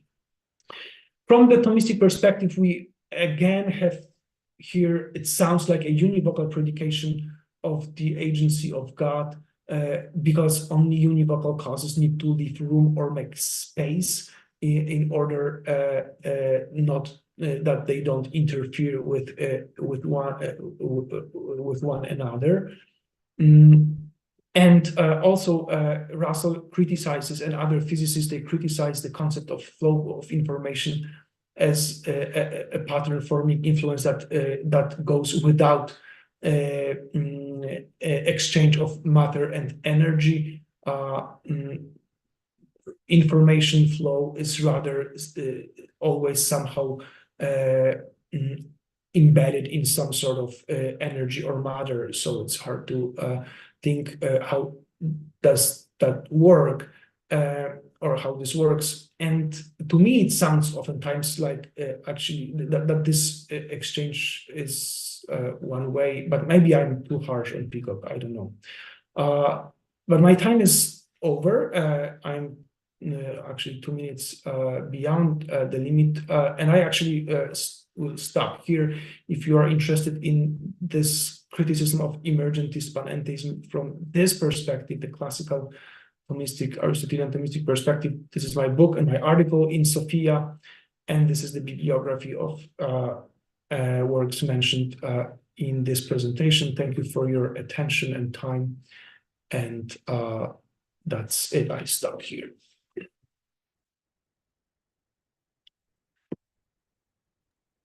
Thank you so much, both Mariusz and Joanna. I think really excellent end to our conference. We now do have sort of 15-20 minutes for questions. So we have got one in the chat. So I'll start with that one and let everyone else come up with their other questions. Luke, if I do the one in the chat, and then I'll come to you as you got your hand up fastest. So well done, bonus points. So the question in the chat is there a version of panpsychism which is also panentheistic, or more accurately theopanic, by means of the concept of the divine ideas as immanent, formal, and final causes, or thinking of Augustine? In other words, the ubiquitous points of consciousness are actually the divine ideas in a finite mode of existence. Because that's a nice, easy one to start things off with. Thanks, well, Andrew. I want to thank you, Andrew, for your question, and especially thank you for pointing out panpsychist ideas and inclinations in the history of the Christian tradition. Sometimes people think that panpsychism is a new phenomenon, or even if it's an old one, it's not a Christian one, and that's not right. So you point to Augustine's Rationes Seminales and Maximus the Confessor's Logi. I think those are both excellent examples of panpsychist thinking in the Christian tradition. And like Leibniz's view, it's a little bit hard to know what this means for panentheism, and I think in part because, as both me and Mariusz said, sometimes it's hard to know what to say about every panentheist. It's a bit different, right? So I don't think Augustine, Maximus, or Leibniz should be called panentheists, but I would say that all of them use this panpsychist idea in conjunction with a participatory metaphysics, which does seem to think that these are divine ideas in the world, in Leibniz's case, divine perspectives on the world that are made actual. And so there is this, for all three of them, I would say, though there will be differences between them, this kind of close relationship that we today might think, oh, that sounds a bit panentheistic. But I actually think they all preserve the transcendence of God much, much higher, for reasons both me and Mariusz have said, than contemporary panentheists like Arthur Peacocke or Philip Clayton have done. So I wouldn't say that I would say that these are all panpsychist, and they're all participatory, and they're all a bit emanationist in inclination at this point in their theologies. But I would say that they're not examples of panentheism, though that last bit is going to be contagious simply because we're going to disagree. Everyone's going to disagree on the definition of panentheism. Thanks, Joanna. Mariusz, do you have anything to add to that? No. Okay, we'll go to Luca, and then we've got a couple of questions in the chat that I'll come to after that. So, Luca, you're next. Thank you. Yeah. So my question is concerning Leibniz philosophical theological perspective. I would like to ask Joanna. By the way, I like your presentation. Also, Mariusz, very good response. I would like to ask: are you not worried of Leibniz in your project? This pre-established harmony somehow reminds me of like a deterministic view of the evolution, almost like everything close to intelligent design in a way. And the second very quick point is to say that one think that we need to reflect a lot is in panpsychism. To have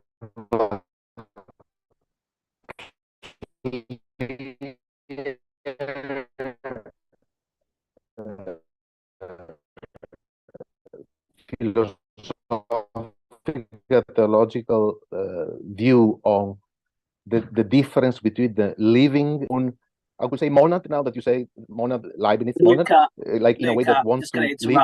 Yeah, we lost you. I think probably the crucial point. Okay. So could you repeat the last bit of your question, please? Yeah, you heard the first one, right? Yeah. Okay. So the second one was to say only about that we need to reflect on the if we use panpsychism, we need to have a clear definition of what is living and non-living. Because I think if I take, for example, a chair that is an aggregate of molecules, it doesn't have its own teleos like a living being has.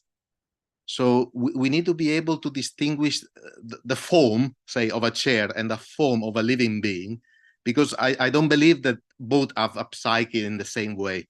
So, and you mentioned the clock, for example, that you saw that it didn't have that kind of agency of teleos.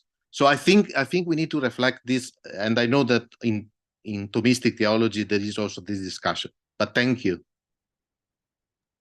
Yeah, thank you for both those questions, Luca.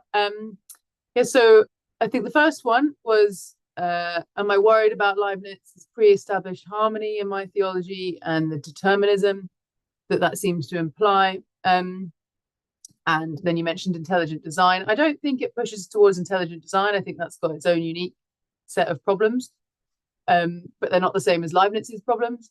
But Leibniz is typically seen as a determinist, but because he has a compatibilist view of free will, so he believes we have free will insofar as our actions find their source in us. He's not a libertarian about free will, I don't think. So we couldn't do otherwise, but we are the source of our actions. And whether or not I'm worried about that, I'm actually not worried about that particularly. I think obviously the most reason that he's critiqued is because of what this does to his view of the problem of evil, where he famously says that this is the best of all possible worlds. Though when he says that this is the best of all possible worlds, he is meaning primarily that his panpsychist picture gives the most glory to God, because there's an infinite number of creatures glorifying God. It's a metaphysical statement about ontology, that this is the best possible ontology that God could have created.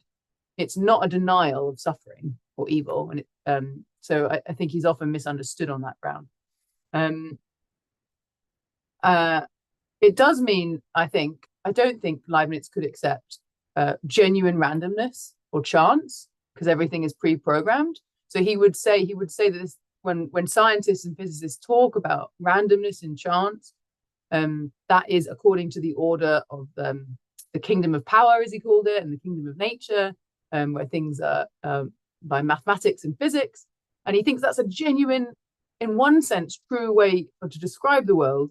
But there's a deeper metaphysical description of the world, the kingdom of grace, the kingdom of wisdom. And in that description, there is no genuine chance or randomness. So he's got these two levels of description that might help here, his relationship between physics, as it were, and metaphysics. On the second question about living things, absolutely a panpsychist needs to and does differentiate between the living and the non-living in a way, just in a slightly different way, I think, to what we assume. But actually, you've already highlighted it for me, which is that living things have a unity, right? The way that the many subjects of the panpsychist world are unified together such that they have a shared telos. That's what it means to be a living thing, and that they form so Leibniz was not a combinationist when it comes to subjects. He doesn't think subjects combine.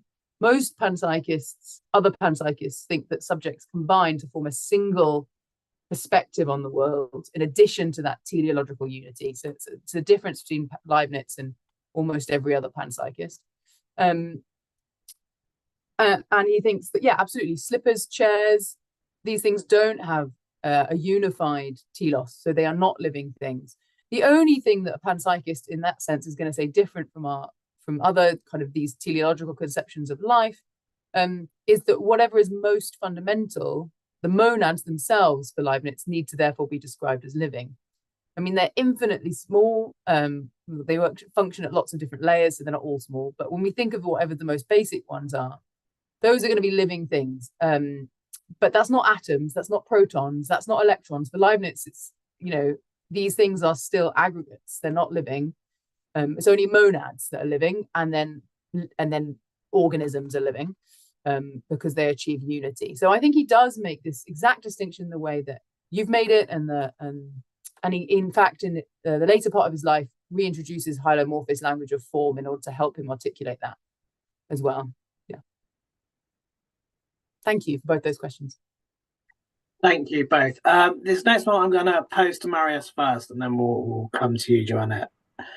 So Mike says, firstly, thank you to both of you. A lot to think about. But he says Peacocke wrote about sacramental panentheism. So how would you unpack that adjective in this context? Okay, thank you. So I think it's not an easy question, because I think that it may differ depending on your like denomination that you come from, because I guess it depends on how you understand sacraments. What he basically wants to say is that God is present and working in reality through created things, right? But like for me as Catholic, the way we understand sacraments, these are means by which supernatural grace is given to particular beings, not to everybody, and then it elevates nature in a particular way. So so therefore, from my perspective, that would be way too much to say that the whole reality is sacramental, unless we understand it in an analogical way, and it might be the way in which Peacocke understands it, depending on his understanding of sacraments. And I remember him using this metaphor many times, but I tend to think that he thinks it in rather an analogical way, and therefore maybe it is more justifiable. That would be my answer. Thanks, Mariusz. Joanna, do you have anything to add? So thank you both. So our next question is to you, Joanna. Could you explain your disagreement with process theology? Yes. Yes. So I'm not a process philosopher or theologian, and that is unusual as someone who is both a Christian theologian and a panpsychist. I'm hoping there'll be more people on my side of that line over the years. But when I first started exploring panpsychism, the only theological engagement I could find, certainly in the last 50 years, was from process theology. And yet I'm not a process theologian for two reasons, one more strongly than the other. So the strongest reason is it actually relates to something Mariusz said, which is to do with the problem of evil, right? So I think process theology is primarily motivated by a particular way of answering the problem of evil that limits God's power and makes God therefore primarily a God that can empathize with us in our suffering, but I would worry cannot save us from evil or suffering. And that's because if God is limited power, God is already doing everything that God can. These are things that process theologians typically say. Then I don't think that gives us solid enough hope that God can ultimately set things to rights. Sometimes things can go better for a bit, but there will always be that risk that evil can return. And for me, the founding promise of the Christian faith is the promise of ultimate victory, and that things will be all set to rights on the basis of Jesus's resurrection. So anything that compromises that hope, to me, is too big an ask. And I think we can get empathy and intimacy with God without giving those things up. And since that is, I think, integral to the process theology movement, that's my main disagreement. I am also, in a much more secondary way, nervous about making processes more primary in our ontology to substances, and to making relations more primary than substances, because I think, you know, what is it that undergoes a process? What is it that is in relationship? It's a thing. So I think we don't have to have a nasty view of substances that sometimes is attributed to substance ontologies where they're kind of static and cold and mechanical. I don't think that's the case. But I can't make sense of the claim that relations and processes could exist without substances. I just think that's nonsense. But I might be wrong about that one. I'm much more concerned and committed to the first one about hope and resurrection. Thanks, Joanna, for your answer, and thanks to Ellen for your question. We have a couple of minutes if anyone has a final question to either of our speakers. Andrew Jackson is there. Ah, well noted. Andrew, off you go. Thank you. Yes, Joanna, I didn't quite understand the monadology and the principle of dominance, and having containing the reasons for something else, or at least I couldn't see how it would square with not just modern day understandings of causation, but even the understandings that Leibniz would have had when he would see things around him being highly entangled and mutually dependent. So maybe I'm missing something here. You know, even today, modern definitions of species and biological organisms, their integrity depends on their environment. And to think of a unidirectional arrow, it's a bit like, you know, the Dawkins kind of emphasis on gene upwards only instead of multidirectionality of causation. Okay, so I think there might be some misunderstanding.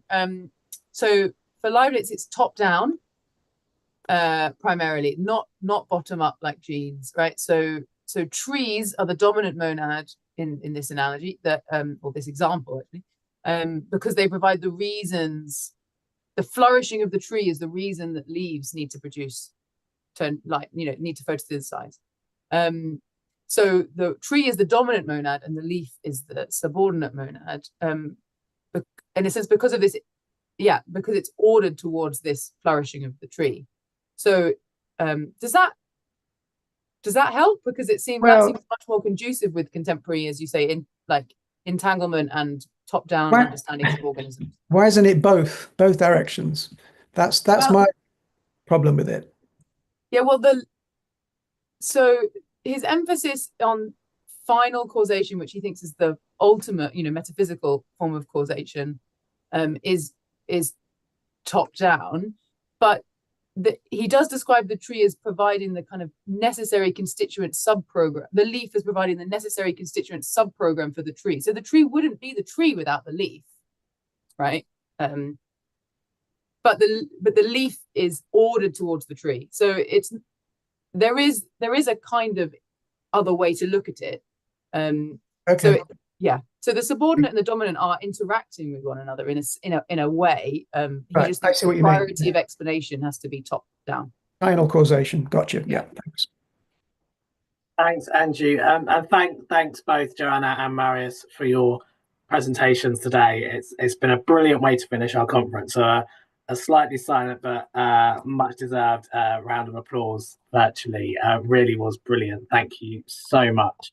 And just before everyone goes, I'm going to very quickly share my screen and shamelessly say it would be great to have you all join us at our 50th anniversary conference in May. There's a QR code there. If not, just go to srforum.org and you'll find all the details for the call for abstracts and how to book onto the conference. So thank you to our speakers. Thank you to everyone else who has spoken during this last conference and actually all three conferences this year. And we hope to see you in May. So thank you very much, everyone.